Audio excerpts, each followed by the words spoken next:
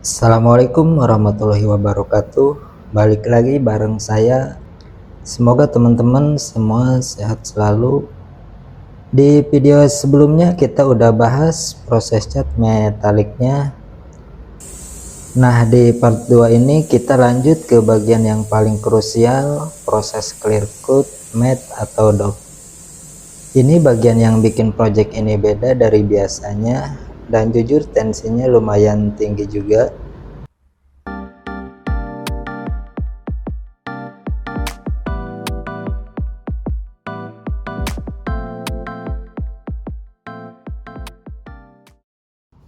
Oke, sambil saya mulai nyiapin clearnya, kita ngobrol santai dulu. Jadi untuk clear kali ini saya pakai produk dari Siken, dan uniknya paket clear dop Siken ini punya 4 varian yang kita bisa mix sesuai karakter dop yang kita mau.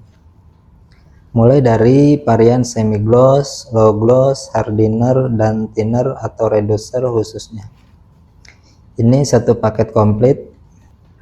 Dan yang enak dari sistem ini, kita bisa racik sendiri mau dopnya seberapa pekat, mau lebih ke semi dop, atau mau dopnya benar-benar mati pantulan. Saya pribadi suka bagian ini karena kita bisa ngatur feel-nya sesuai gaya mobil dan finishing yang kita cari. Dan sekarang saya lagi nyoba di settingan yang enggak terlalu dead matte tapi juga bukan semi gloss. Jadi posisinya tengah-tengah yang kalau kena cahaya pantulannya lembut banget. Oke, sekarang saya masuk ke proses pengadukan atau mix. Biasanya kalau glossy kita masih punya ruang napas, salah sedikit masih bisa kita halusin nanti. Tapi kalau clear dop ya no mercy. Sekali ada setitik kotoran langsung nongol, langsung mengganggu, dan nggak ada sistem polishing buat ngejar bersihnya. Makanya di tahap ini ruang open harus benar-benar aman. Debu kecil itu musuh paling ngeselin di clear dop. Kadang kita ngerasa ruangan udah bersih, ternyata ada satu butir halus nyangkut, ya sudah wassalam. Buat teman-teman yang pernah ngerjain clear dop pasti paham rasanya. Kelihatan gampang, tapi begitu salah ritme atau jarak semprot, hasilnya bisa belang, paci, atau dopnya turun naik. Oke, sekarang spray gun saya sudah siap. Saya mulai dari bagian body dulu biar ritmenya dapet. Di clear dop ini saya pribadi lebih suka gerakan tangan yang stabil, agak cepat tapi tetap konsisten. Karena kalau terlalu lambat dopnya bisa numpuk dan bikin jadi lebih glossy dari niat awal. Kalau terlalu cepat malah tipis dan patchy, benar-benar harus ketemu feelnya. Dan satu hal yang paling penting, jaga jarak. Dikit aja mendekat dopnya bisa naik, dikit aja mundur dopnya bisa terlalu gelap, hasilnya bisa kayak berbayang. Ini yang bikin clear dop seru, nggak ada rumus pasti, tapi ada feeling yang terbentuk dari pengalaman. Sambil proses berjalan, saya juga perhatiin alur pantulan di bagian-bagian yang rentan, karena dop itu nggak bohong. Yang mulus bakal nunjukin mulusnya, yang sedikit aja ada tekstur ya nongol juga. Makanya sebelum ke tahap clear dop, kita pastiin lapisan metaliknya sebelumnya sudah benar-benar rata.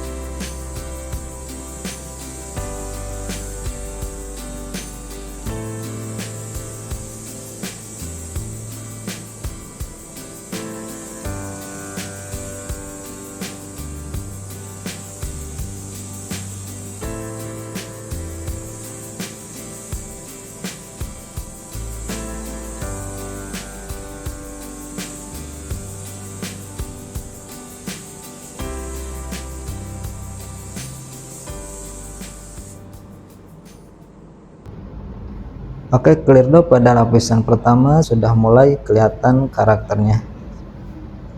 Dan ini juga bagian yang lumayan deg-degan. Kalau glossy kita bisa cek di cahaya untuk lihat pantulannya. Kalau clear dop pengecekannya itu harus ekstra hati-hati karena sifat pantulannya beda. Kelihatan rata, ternyata pas dilihat dari sudut lainnya beda tingkat dopnya. Makanya di project kali ini saya harus sering mindahin posisi kamera dan posisi berdiri supaya dapat sudut pantulan yang pas. Sekarang kita lanjut pada lapisan kedua, sudah siap masuk.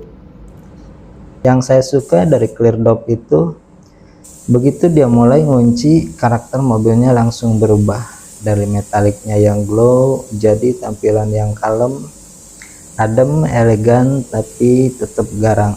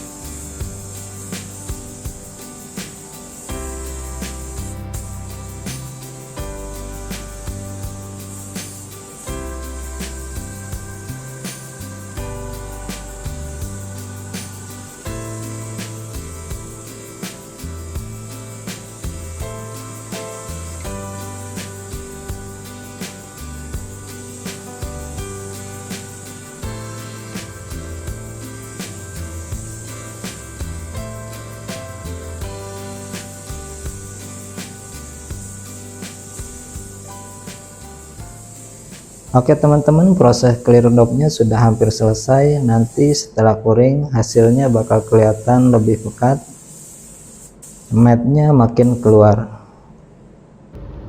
Kalau teman-teman punya pengalaman atau pernah gagal waktu ngerjain clear dop, tulis di kolom komentar.